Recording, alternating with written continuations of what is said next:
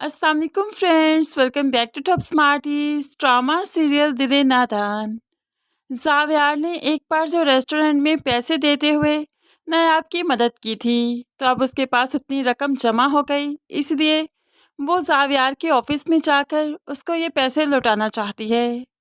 हिम्मत करते हुए जावियार के ऑफिस में पहुंच जाती है। यहाँ पर तो देखकर हैरान रह गई, इतना बड़ा ऑफिस। नायाब को तो समझ ही नहीं आ रही कि रास्ते कहाँ से निकलते हैं यहाँ पर। लेकिन आखिरकार जैसे तैसे करके रिसेप्शन तक पहुंच गई, तो रिसेप्शनिस्ट ने जब जावियार को बताया कि कोई नायाब मिलना चाहती है, तो जावियार ने फौरन से पहले उसे अंदर बुला लिया। अब नायाब गई तो पैसे देने लगी। मैं आपको आपकी अमानत लौटाने आई हूँ, आपने मेरी मदद की थी, बहुत थैंक यू। लेकिन अब पैसे मेरे पास जमा हो चुके हैं, मैं आपको लौटाना चाहती हूँ। तो जावियार नायाब को पैसे लौटाते हुए उसकी मुट्ठी में पैसों को बंद कर देता है और कहने लगा, ये मेरी अमानत नहीं है, आपके हैं। मैंने आपसे लौटाने का तकाजा कब किया था, ये आप ही रखिए। इतने में तानिया भी ऑफिस में आ गई और तानिया तो अब खूब हंगामा करेगी।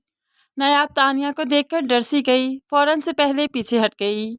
लेकिन तानिया जावियार और नायाब को हाथों में हाथ डाले देख चुकी थी, इसलिए बर्दाश्त भला कैसे करेगी।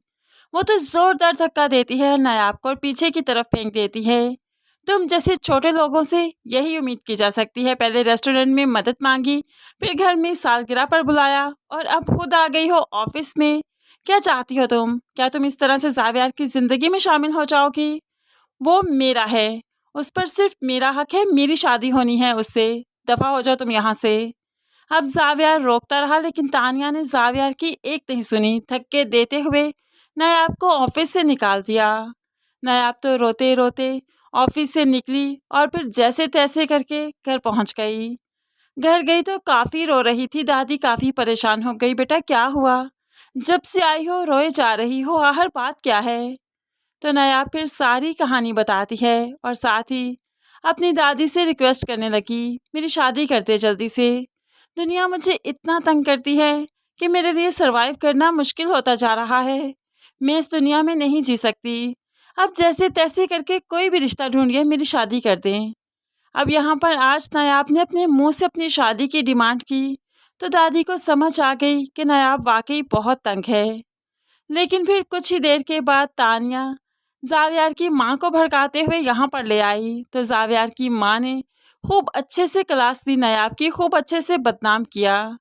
आपकी पोती मेरे बेटे के ऑफिस में क्या करने गई थी?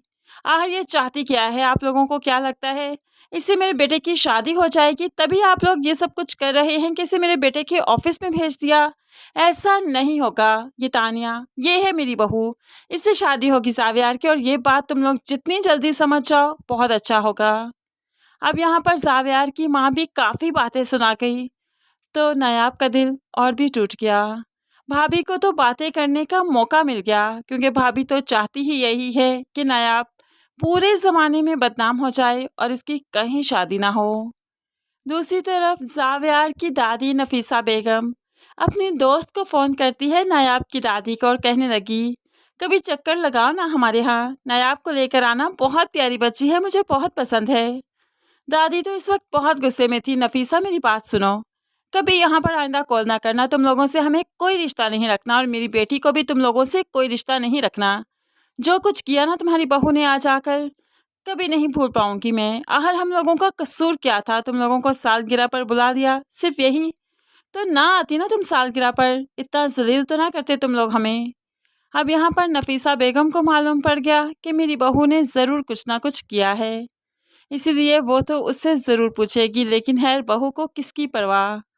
दूसरी तरफ नायाब अगले रोज़ जब कॉलेज आई, तो यहाँ पर हुटिंग करने वाला ग्रुप भी नायाब की जान नहीं छोड़ता। इस बार तो इंतहा ही कर दी, नायाब को बाथरूम में बंद कर दिया और उसके बाद ऑफ टाइम हो गया, सारा कॉलेज खाली हो गया, सभी लोग यहाँ से जा चुके हैं। नायाब मदद के लिए पुकारती है, लेकिन आखिर कौन सुनेगा जब यहाँ पर कोई मौजूद ही नहीं। नायाब जैसे तैसे करके घर तो पहुँच जाएगी, लेकिन काफ़ी खौफज़दा है, डर चुकी है। दादी ही है जिससे वो दिल की हर बात करती है। दादी को फिक्र है कि अगर उनकी आंखें बंद हो जाएंगी तो नायाब क्या करेगी। इस बड़ी दुनिया में तो उसका कोई भी खैर हुआ नहीं, इसलिए तो वो जल्द अज जल्द अब नायाब की शादी करना चाहती हैं। इसलिए रिश्ते वाली से कहते हुए फिर से एक रिश्ता बुलवा लिया। इस बार तो नायाब खूब अच्छे से तैयार होकर रिश्ते वालों के सामने गई, लेकिन फिर भी इनकार ही हुआ, क्योंकि नायाब को तो सिर्फ जावियार की दुल्हन बनना है, तो फिर किसी और की तरफ कैसे जा सकती है, किसी और रिश्ते के लिए हाँ कैसे हो सकती है।